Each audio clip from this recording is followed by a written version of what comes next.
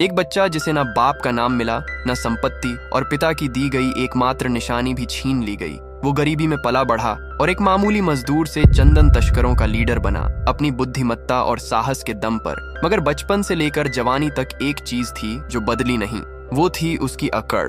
मजदूर हो या राजा, पुष्पा ना कभी झुका और ना कभी झुकेगा। मील में काम करने वाला एक मजदूर पुष्पराज आराम से बैठकर पैर पे पैर रख के चाय पी रहा था। मिल के मालिक को उसका ये एटीट्यूड पसंद नहीं आया। मुनीम ने समझाया तो उसने कहा, पैसे काम करने के दे रहा है या इज्जत देने के? अगर ऐसा है तो मैं काम नहीं करूंगा इधर, और पैसे लेकर चलता बना। केशव को उसकी अकड़ अच्छी लगी और वो भी पीछे हो लिया। अगले दिन सुबह ही पुष्पा के घर लेनदार आ गया और उसकी माँ को पूरे गाँव के सामने सुनाने लगा। पुष्पा का बाप तो था नहीं, तो कर्जा उसे ही चुकाना था, तो भैंस बेचकर सारा हिसाब क्लियर कर दिया। पर पुष्पा का हिसाब अभी बाकी था। कल जो इतने लोगों के सामने जलील किया, अब सबको जा जाके बताना पड़ रहा था कि पैसे मिल गए। बस स्टैंड पर मजदूरों को लेने दो वाहन आए, एक 100 रुपए वाला, दूसरा 1000 वाला। क्योंकि दूसरा काम गैर कानूनी है, पुष्पा बोला। मैं कौन सा कानून का अपना हूँ? और केशव भी उसके साथ चला गया। आगे से मजदूरों को एक बस में भरकर दूर जंगल ले जाया गया। पर इतनी लुक्का छुपी क्यों? और उस घने जंगल के बीच ऐसा कौन सा काम था? यही सोचते हुए वे आगे बढ़ रहे थे। फिर पूजा पाठ कर नारियल फोड़ने के बाद सारे मजदूर लग गए काम पे,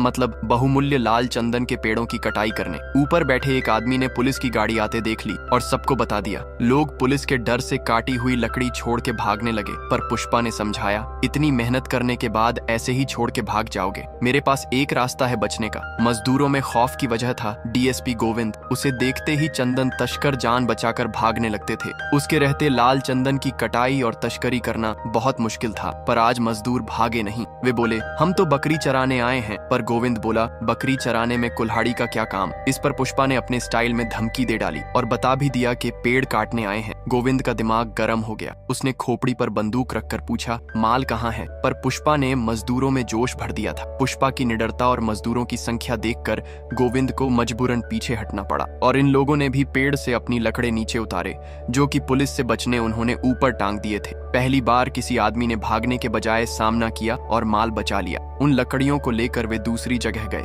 वहां वजन के हिसाब से सभी को अपने हिस्से के पैसे दे दिए जा रहे थे। केशव पुष्पा से बोला, भाऊ मुझे अपने साथ रख लो ना, मुझे पता है आप अमीर बनने वाले हो, तो थोड़े पैसे मैं भी कमाकर अपने गांव चला जाऊंगा। पुष्पा बोला, तेरे लिए मैं अमीर बनूं? जा मेरी दिहाड़ी के पैसे लेके आ। केशव उसके पैसे लेने गया तो वो बहस करने लगा और तभी गोविंद वहां पूरी पलटन लेकर आ गया। पर पुष्पा ने डरने के बजाय पत्थर उठाकर दे मारा और उसके देखा देखी सभी ने पत्थर फेंकने चालू कर दिए। पर इस बार पुलिस वालों की कमी नहीं थी। उन्होंने धड़ाधड़ गोलियां बरसाना चालू कर दिया और सब भागने लगे। पर पुष्पा ने अपनी जान बचाने की जगह लकड़े को ट्रक में धरा और चंदन से भरा ट्रक लेकर फरार हो गया। पुलिस ने उसका पीछा किया, पर थोड़ी दूर जाते ही वो पैदल आते मिला और खुद ही जीप में बैठ गया। थाने ले जाकर उसकी खूब तुड़ाई की। मारते मारते पुलिस वाले थक गए, पर पुष्पा ने मुंह नहीं खोला, न माल का ठिकाना बताया और न मालिक का नाम। पुष्पा बोला, मैं ही हूँ मालिक। गोविंद और गुस्सा आ गया। फिर एक दूसरा पुलिस वाला आया, उसने नाम पूछा तो पुष्पा ने बता दिया, पर सरनेम और बाप का नाम पूछा तो उसे सांप सूंघ गया। इसके पीछे की कहानी कुछ बहुत दुख भरी है। जब छोटा पुष्पा स्कूल में दाखिला लेने गया था तो वहाँ उसने अपने पिता का नाम वेंकट रमन मूललेटी बताया। तभी वेंकट रमन के लेगा उसने पुष्पा को पास बुलाया और कहा, तेरा नाम सिर्फ पुष्पा राज है। और तब से उसने अपना एक कंधा जो टेढ़ा किया आज तक वैसा ही है। इतनी मार खाने के बाद भी वो झुका नहीं। जो माल उसने छुपाया है उसका मालिक है कोंडा रेड्डी। कोंडा का सबसे छोटा भाई एक नंबर का अय्याश और नशेड़ी है। वहीं मंझला वाला सबसे समझदार है और वही कोंडा का सारा व्यापार हैंडल करता है। वहीं बात करें कोंडा रेड्डी की तो शक्ल से ही गुंडा लगने वाला असल में और भी बड़ा गुंडा है। एक गैंग वार में इस डेढ़ दिमाग ने सामने वाले की गाड़ी पर खड़े होकर ही बम फोड़ डाला और अपना एक हाथ गवा दिया। कोंडा के भाई पुष्पा से माल का पता पूछने आए, तब पुष्पा ने 5 लाख रुपए मांगे। जॉली ने तो उसे औकात में रहने कहा, पर जक्का को वो काम का आदमी लगा। पुष्पा ने पहले अपनी जमानत करवाई, फिर वो उन्हें उस जगह लेकर आया। सामने सिर्फ खाली मैदान था और एक कुआं, पर लकड़ी किधर है? तो पुलिस से भागते समय पुष्पा ने ट्रक सीधे कुएं में कूदा दिया था। उसे बाहर निकालने के बाद उन्होंने 5 लाख रुपए दे दिए। पर वापस जाते टाइम जॉली ने पुष्पा को गाड़ी में बैठने से मना कर दिया और 20 का नोट फेंक कर कहा, ऑटो से आजा। पुष्पा को उसकी बात दिल पर लग गई। उसने केशव से पूछा, ये गाड़ी कितने की आती है? केशव ने बताया 5 लाख। तो बोला, जा खरीद के लेके आ। केशव ने समझाया, पर पुष्पा की इज्जत का सवाल था। जाएगा तो गाड़ी में ही। और फिर एक लाल रंग की नई वैन लेकर वो अपने माँ के पास गया। माँ इतनी तरक्की देखकर हैरान थी। उसे गाड़ी में बिठाकर पुष्पा अपने सौतेले भाइयों के घर के सामने गया और वैन गोल गोल घुमाकर बताने लगा। बाकी परिवार वाले तो खुश थे, पर उसका सौतेला भाई तो उसे भाई मानने को ही तैयार नहीं था। अगले दिन कोंडा के आने पे फिर सम्मान में खड़ा होना उसे मंजूर नहीं। कोंडा अपने निकम्मे आदमियों को पीट रहा था। पुष्पा बोला, गोविंद को दोष देने से अच्छा है अपना तरीका बदलो। जक्का ने कोंडा से उसका परिचय करवाया। पुष्पा ने कहा, मेरे पास एक तरीका है। जॉली बोला, ये कल का दिहाड़ी मजदूर अब हमें सिखाएगा। पर कोंडा ने उसका आइडिया सुनना चाहा तो उसने अकेले में बताया। तो आइडिया कुछ इस तरह था कि दूध ले जाने वाले टैंकर को आधा काट कर उसमें माल छुपाना होगा और ऊपर से पतरा लगाकर वेल्डिंग करने के बाद बाकी का हिस्सा जोड़ना होगा। फिर ऊपरी हिस्से में दूध भर कर ले जाने के लिए तैयार। पुष्पा टैंकर लेकर चेक पोस्ट पर पहुंचा तो गोविंद ने फिर रोक लिया, पर ऊपर तो दूध था। पुष्पा ने बताया, मार खाने के बाद मैं सुधर गया और दूध बेचना चालू कर दिया। ऐसे उसने सफलतापूर्वक माल ठिकाने पहुंचा दिया और कोंडा रेड्डी का विश्वास जीत लिया। कोंडा ने जक्का से कहा, रख ले अपने साथ काम पे, 1 करोड़ का माल पहुंचाने के बदले 5 लाख रुपए मिलेंगे। पर पुष्पा बोला, मुझे 5 लाख नहीं चाहिए, बस माल में से 4% की हिस्सेदारी। कोंडा बोला, ये तो गधा निकला, पर 5 के बजाय 4 लेने के पीछे पुष्टि थी। पुष्पा ने पूछा, है कौन ये सटकेली? तो दूध वाला बोला, ये मेरी ही बेटी है। फिर जब उसने श्रीवल्ली का चेहरा देखा तो उस पर फिदा हो गया। फिर तो आते जाते बस उसे ही देखते रहता और खुशी से पागलों की तरह डांस करता। वो दिन भर उसके सामने खड़ा रहता, पर श्रीवल्ली कभी उसे देखती तक नहीं। बेचारा बार बार केशव से पूछता कि उसने मेरे को देखा कि नहीं, पर जवाब ना ही होता। एक बार तो पुष्पा ने उससे कहा, जब मैं पूछूं तो तू झूठ बोल देना, इससे मुझे थोड़ी तसल्ली मिलेगी। केशव ने वैसा ही किया, पर पुष्पा के पूछने पर कि तू झूठ बोल रहा है ना, तो उसने सच बोल दिया। पुष्पा फिर भड़क गया। उसकी इस छटपटाहट को देखकर केशव ने कुछ करने का सोचा। जब श्रीवल्ली और उसकी सहेलियां फिल्म देखने गई तो पता चला इतने पैसे तो हैं ही नहीं। तब केशव ने उन्हें 1000 रुपए दिए और बदले में श्रीवल्ली से पुष्पा को ताड़ने को कहा। ऊपर से जॉली रेड्डी भी श्रीवल्ली पर अपनी गंदी नजर डाले हुए था। अगले दिन मंदिर में दर्शन करने के बाद केशव ने पुष्पा से कहा कि मैंने तेरे लिए पुजारी को 1000 रुपए देकर स्पेशल पूजा करवाई है, आज श्रीवल्ली तुझे जरूर देखेगी। पर पुष्पा को कोई उम्मीद नहीं थी। फिर भी उसने आखिरी बार उसकी तरफ देखा। सहेलियों के कहने पर श्रीवल्ली भी उसे देखकर झूठ मुठ की स्माइल देने लगी। पुष्पा की तो खुशी का ठिकाना नहीं रहा। दिए थे इसलिए मैंने देखा, पुष्पा की इज्जत का फालूदा हो गया। काम भले ही कैसा हो, पर चरित्र साफ था। आज केशव ने उस पे भी दाग लगवा दिया। पुष्पा ने पूछा, देखने के 1000 लिए क्या? अब जा उसको 5000 दे और बोल मुझे पप्पी देने को। तूने बदनाम कर ही दिया तो अब कर ये भी। इधर पुष्पा के बताए तरीके से टैंकर भर भर के माल भेजा जाने लगा और गोविंद हाथ ही मलता रह गया। माल सिर्फ टैंकर ही नहीं बल्कि एम्बुलेंस और बारात ले जाने वाले ट्रैक्टर से भी भेजा जा रहा था। सब बढ़िया चल रहा था, लेकिन एक दिन गोविंद ने टैंकर को डंडे से ठोक कर देख लिया।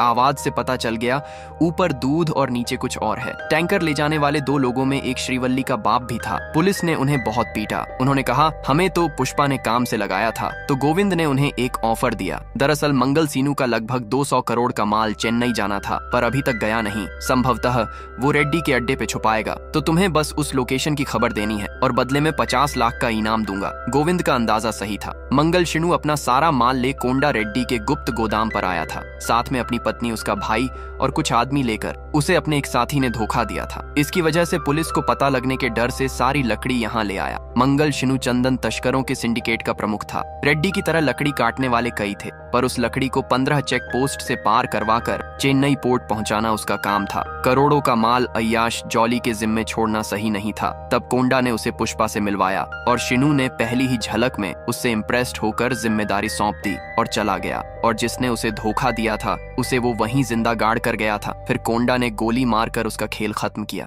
पुष्पा तैयार बैठा था पप्पी लेने, मुंह में इलायची लेके। श्रीवल्ली की सहेलियों ने उसे जबरदस्ती वैन में भेज दिया, पर वो रोने लगी और बोली, मैं सिर्फ अपने पति को दूंगी पप्पी। उसे रोता देख सहेली ने पुष्पा से कहा, क्या किया तूने कल मुए? और श्रीवल्ली को अपने साथ लेकर चली गई। बेचारा पुष्पा फिर ठगा गया। उसने ठान लिया, पैसे तो वसूल करके रहूंगा। अगले दिन वो गोडाउन पर गया तो पता चला जॉली रात भर वहां पार्टी करता रहा और माल लोडिंग नहीं करने दिया, जबकि पुष्पा ने रात में ही माल चेक पोस्ट से पार करवाने का कहा था। फिर जब वो गोडाउन में जॉली का लगाया ताला तोड़कर अंदर घुसा तो देखा एक लड़की वहां बैठी रो रही थी। पुष्पा ने उसको अपना शर्ट पहनाया और घर भेज दिया। 8% का हिस्सेदार हूं मैं। इतने में कोंडा रेड्डी का फोन आ गया। उसने बताया पुलिस को ठिकाने का पता चल गया है, पर पुष्पा ने उसे जवाब देने के बजाय माल ठिकाने लगाना सही समझा और बाहर जाकर मजदूरों से कहा, सारी लकड़ियां नदी में फेंक दो। गोविंद फौज लेकर निकल चुका था। पुष्पा ने अपनी गाड़ी से 5 लाख रुपए निकालकर केशव को दिए और मोटरसाइकिल से कहीं भेज दिया। फिर खुद कुल्हाड़ी लेकर सीधे लकड़ी के गट्ठे पर चढ़ गया और एक एक कर रस्सी काटने लगा, जिससे सारी लकड़ी नदी में गिरने लगी। कोंडा ने जॉली को कहा कि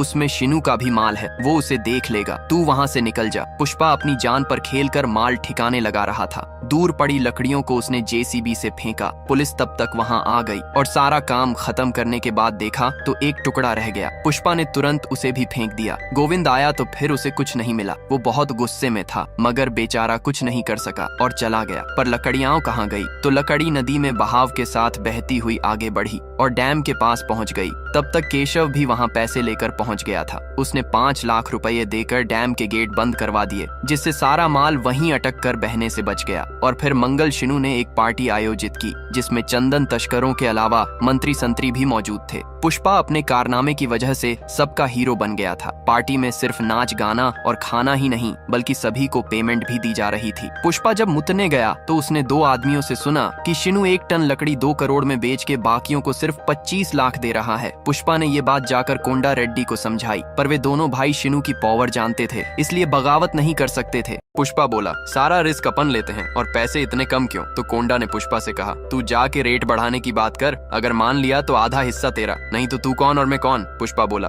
फिर रहने दो। रिश्ता लेकर अपनी माँ के साथ श्रीवल्ली के घर पहुंच गया। इतना आदर सत्कार देखकर वे आश्चर्यचकित थे। तो केशव ने सच बताया। माँ को चिंता होने लगी, पर पुष्पा ने कहा, यही तो सच है। तभी श्रीवल्ली बाहर आई। देखकर लग रहा था उसे बिल्कुल भी पसंद नहीं है, पर पुष्पा फिर भी बेशर्मों की तरह उसे चिढ़ा रहा था। फिर रस्म चल ही रही थी कि तभी पुष्पा का सौतेला भाई यानी वेंकट की वैध संतान वहां आ गया। पुष्पा और उसकी माँ टेंशन में आ गए। वो बोला, रिश्ता पक्का करने से पहले ये तो पता कर लेते इसका कोई खानदान है भी कि नहीं। उसने कागज दिखाए जिसमें पुष्पा के बाप का नाम कहीं नहीं था। पुष्पा और उसकी माँ हर बार की तरह चुपचाप अपमान सहन कर रहे थे। फिर जब उसने अपनी हद पार करते हुए कहा कि माना पिताजी के इस औरत के साथ संबंध थे, पर ये उन्हीं का बेटा है, इसका क्या सबूत है? ये सुन पुष्पा का खून खौल गया और वो मारने के लिए कूद पड़ा। लोगों ने उन दोनों को पकड़कर रोकना चाहा और तभी गलती से पुष्पा की माँ को लग गई और वो नीचे गिरकर बेहोश हो गई। पुष्पा ये देखकर चीख पड़ा। वो उसे उठाकर हॉस्पिटल ले जाने लगा। श्रीवल्ली भी इस सब से दुखी थी। पुष्पा को याद आ रहा था कि कैसे जब उसके पिता की मृत्यु हुई थी तब उसे और उसकी माँ को पिता के अंतिम दर्शन भी नहीं करने दिए गए थे। माँ रोती रही कि सिर्फ एक बार मिल लेने दो। अंतिम यात्रा में दूर से अपने मृत पिता को देख छोटा पुष्पा रो रहा था। यहाँ तक कि मुंडन कार्यक्रम में जब सारे लोग मुंडन करवा रहे थे, तब पुष्पा की माँ दूसरी तरफ खुद ही उसका मुंडन कर रही थी। हॉस्पिटल में माँ ने रोते हुए बताया कि तेरे पिता ने प्यार और समाज में इज्जत में से एक चीज चुनने को कहा था और मैंने प्यार चुनकर बहुत बड़ी गलती कर दी। पुष्पा ने कहा, बस भी कर अब। रोना तो उसे भी आ रहा था। बाहर जाकर केशव को बताया कि जब ये सब हुआ तब मैं सिर्फ 5 साल का था। हमें घर से निकाल दिया गया था। और तो और मेरे बापू ने मुझे एक सोने का लॉकेट दिया था, वो भी छीन लिया मुझसे। लेकिन अब मुझसे कोई कुछ नहीं छीन सकता, चाहे वो रेड्डी हो या शिनू। मैं झुकेगा नहीं साला। शिनू एक तस्कर को अपने साले मोगलिश से पिटवा रहा था क्योंकि उसने भाव बढ़ाने की मांग कर दी थी। तभी पुष्पा भी वहां आ गया। शिनू को मंत्री ने कहा, उसका भाई आया है, छोड़ दे उसे। पर शिनू ने झूठ कहा कि उसे तो मैंने 5 मिनट पहले ही मार दिया, अब कुछ नहीं हो सकता। और उसके बाद मोगलिश से सच में मरवा दिया। पुष्पा भी ये सब देख रहा था। शिनू बोला कि मैं 15 चेक पोस्ट से पार करवाता हूँ माल, कोई आसान काम है क्या? तो पुष्पा ने कहा, सही है, मुझे भी 15 पोस्ट से पार करवाने में बहुत मेहनत लगी, पर चेन्नई पहुंचा दिया माल। शिनू ने बोला, तुझे किसने कहा था ये करने? इसकी हालत देखी नहीं मैंने कैसे मारा? पर पुष्पा कहाँ डरने वाला था। उसने कहा, इसे देख के ही मैंने भाव और बढ़ा दिया। अब 1 करोड़ दो, नहीं तो मैं सीधे चेन्नई भेजूंगा माल। और चला गया। शिनू उसका एटीट्यूड देख सन्न रह गया।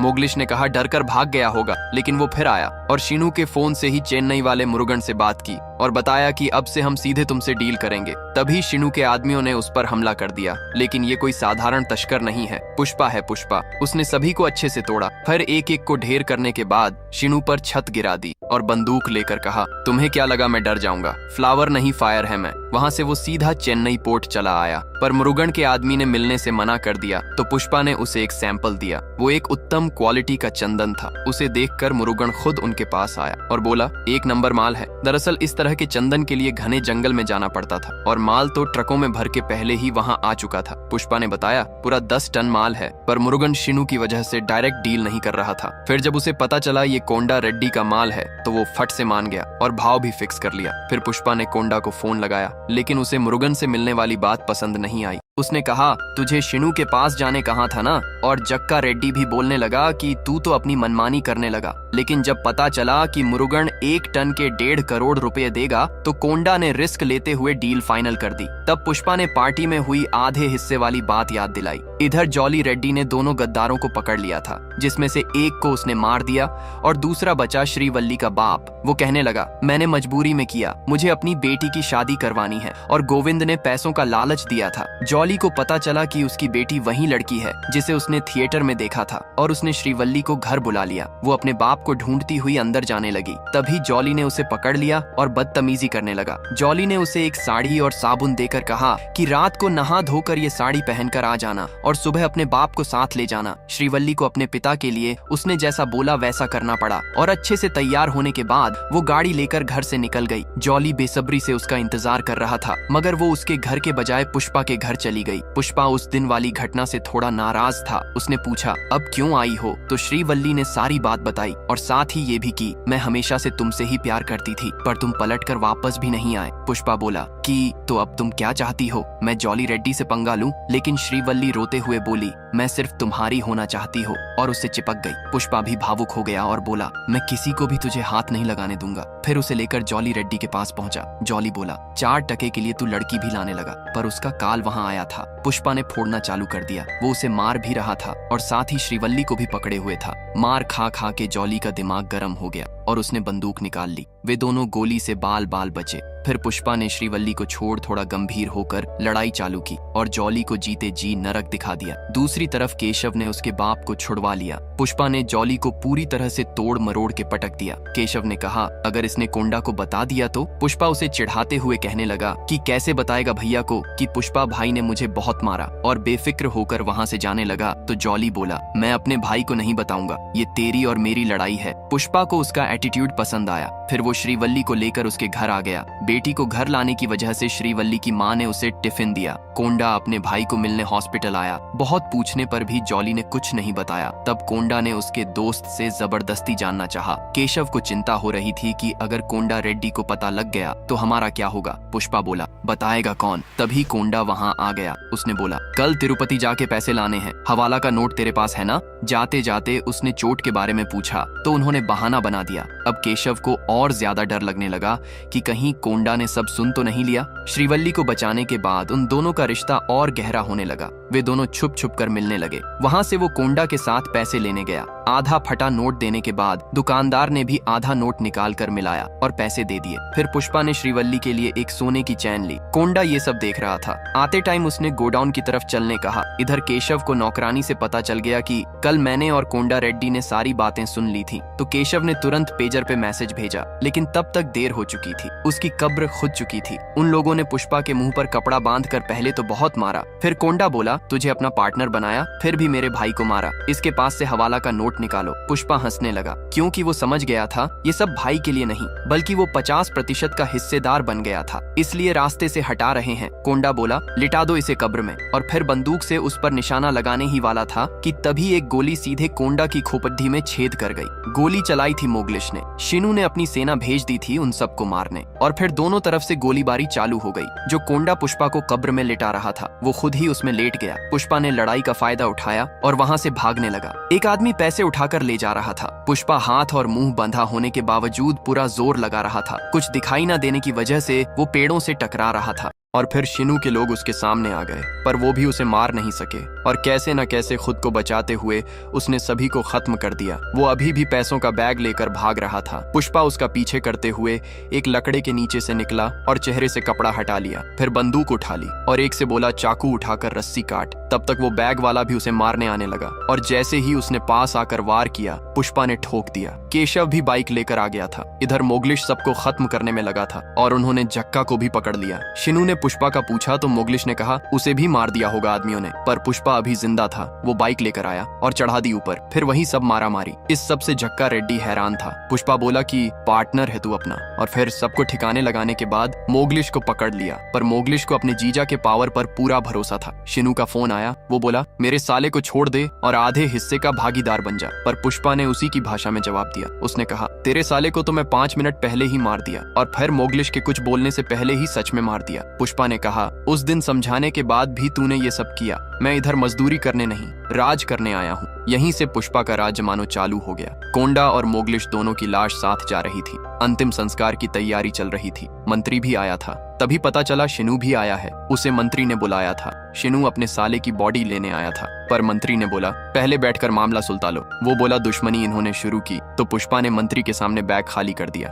और बताया कि 1 टन माल का 1.5 करोड़ रुपया मिला है और ये 50 बोलता था, इसीलिए दुश्मनी शुरू हुई। बाकी के तस्कर भी अचंभे में थे। शिनू बोला पहले मेरे साले को मारा, अब सबको भड़का रहा है, तुझे तो छोड़ूंगा नहीं। पर मंत्री ने उन्हें रोका और पूछा कि पहले बता पैसे कम क्यों दे रहा था। शिनू बोला तुम लोगों के साथ इतना किया भूल गए। दूसरे भी कहने लगे ये नहीं होते तो माल चेक पोस्ट से पार कैसे जाता। तो पुष्पा ने समझाया कि मैंने भी करवाया है, कोई बड़ी बात नहीं। अगर इसे बीच से हटा दे तो ज्यादा पैसे बचेंगे, और रेट अभी 1.5 करोड़ मिला है, आगे 2 से 3 करोड़ भी मिल सकता है। बहुत से लोग खरीदने के लिए तैयार बैठे हैं और माल सिर्फ अपन लोगों के पास है। फिर जक्का ने कहा बैठ के समझा। तो पुष्पा ने कहा साहब मुझे सिर्फ एक मौका दे के देखो, मैंने आज तक माल पुलिस के हाथ नहीं लगने दिया। तो मंत्री ने भी इतने पैसे देखकर और पुष्पा से इम्प्रेस्ड होकर उसे सिंडिकेट का मुखिया बना दिया। अब से सब लोग उसी को माल बेचेंगे। शिनू के तो पैरों के नीचे से जमीन ही खिसक गई। उसने कहा मुझे मेरे साले की बॉडी तो दे दो। केशव ने बताया तू जिस पे बैठा है उसी में रखी है बॉडी, उठ उस पे से और जा ले जा। फिर अगले दिन मंदिर में धूमधाम से पुष्पा को सिंडिकेट की कमान सौंपी गई और शिनू की बीवी उसके ऊपर दिया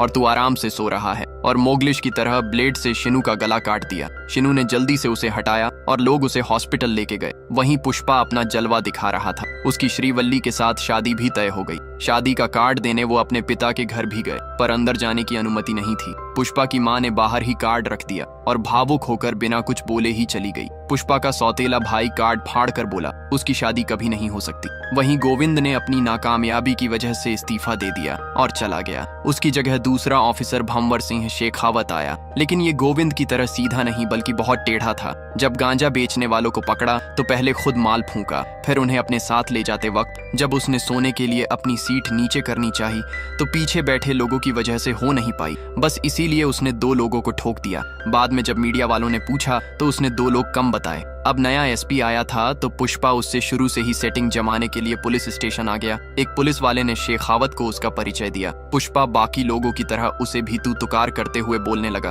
उसने कार्ड देकर कहा मेरी शादी में आना और साथ में 1 करोड़ रुपए कमीशन के दिए। फिर उसने टेबल साफ कर नोटों की गड्डियां जमाई और गिनना शुरू कर दिया। सारे नोट गिनने के बाद वो बोला कुछ कम है, पर वे लोग तो गिन के लाए थे। फिर भी केशव ने बैग उठाया और सबको फिर से गिनने लगाया। शेखावत बोलने लगा कि इसकी और मेरी शर्ट एक जैसी है, पर इसकी शर्ट पे लेबल नहीं लगा है। बोले तो ब्रांड का नाम, जैसे वो होता है ना सरनेम या कहे बाप का नाम, इसीलिए तो तेरी वैल्यू नहीं है। बचपन से जिस अपमान को सह रहा था पुष्पा, आज फिर वही हो रहा था। शेखावत बोला जिसकी खुद की कोई औकात नहीं, उसको दूसरों की भी नहीं दिखने वाली पत्नी के बारे में भी उल्टा सीधा बकने लगा। तो पुष्पा ने गुस्से में अपनी मुट्ठी भींच ली। शेखावत ने कहा यहाँ सिर्फ मैं ही गुस्सा कर सकता हूँ, और हाथ पर बंदूक लगाते हुए बोला खोल मुट्ठी नहीं तो चला दूंगा। और केशव को फिर से नोट गिनने कहा, पर पुष्पा ने उन्हें रोक दिया और कहा तुमको और कितने पैसे चाहिए साहब। शेखावत इससे भी खुश नहीं हुआ, पर पुष्पा ने उसे सर कहा। तब वो लाइन पे आया, बस इज्जत की कमी थी, शादी में आना की जगह मेरी शादी में पधारिए सर बोलना था। खोल दो इसकी हथकड़ी और पैसे आने दो। केशव को भी समझाया आगे से सर बोलना, और कितने पैसे कौन रखेगा ये भी मैं ही बताऊंगा। जाते जाते उसने एक गड्डी पुष्पा की तरफ फेंकी और कहा इससे कपड़े खरीद लेना ब्रांडेड। अपनी इतनी बेइज्जती होने के बाद पुष्पा को उसे फोड़ देना चाहिए था, लेकिन ताज्जुब की बात थी कि उसके बाद से वो जी हुजूरी करने लगा। हर काम उससे पूछ के करता और गिफ्ट का लेन देन भी होने लगा। पुष्पा आज तक किसी के आगे झुका नहीं, पर शेखावत में पता नहीं ऐसा क्या देखा।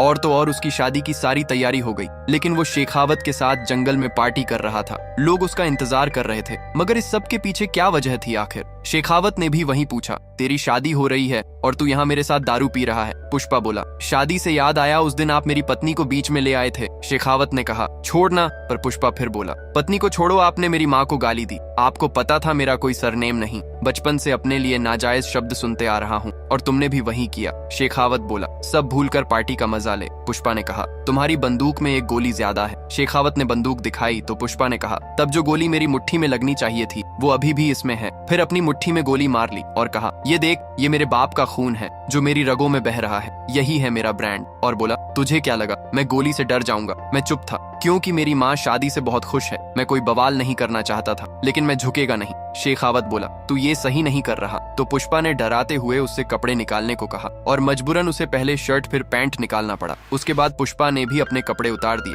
और कहा, पता चला कैसा लगता है किसी को बेइज्जत करते वक्त। अब हम दोनों नंगे हैं, पर एक अंतर है, मैं एक मामूली से मजदूर से सिंडिकेट का लीडर बना। अगर बिना कपड़े के भी कहीं जाऊं तो लोग पुष्पा भाऊ कहेंगे, पर तू ऐसे जाएगा तो गली का कुत्ता भी नहीं पहचानेगा। अब पता चली औकात, अब से तेरी कोई इज्जत नहीं करेगा और ना तुझे एक फूटी कौड़ी मिलेगी। जो करना है कर ले। पुष्पा वहां से चला गया। शेखावत बंदूक होते हुए भी कुछ उखाड़ नहीं पाया और नंगा ही अपने घर पहुंचा तो उसके कुत्ते ने ही उसे पहचानने से इनकार कर दिया और भौंकने लगा। शेखावत ने उसे वहीं ठोक दिया, फिर नोटों का बैग बुलाया और सारे पैसों पर दारू डालकर आग लगा दी। अपनी ऐसी भयंकर बेइज्जती से वो पगला गया था। इधर पुष्पा भी बिना कपड़ों के शादी में गया। लोगों ने उसे कपड़े दिए और शादी चालू हो गई। श्रीवल्ली ने पूछा, कुछ हुआ क्या? तो पुष्पा ने बताया, बहुत कुछ, मगर पुष्पा कभी झुकेगा नहीं।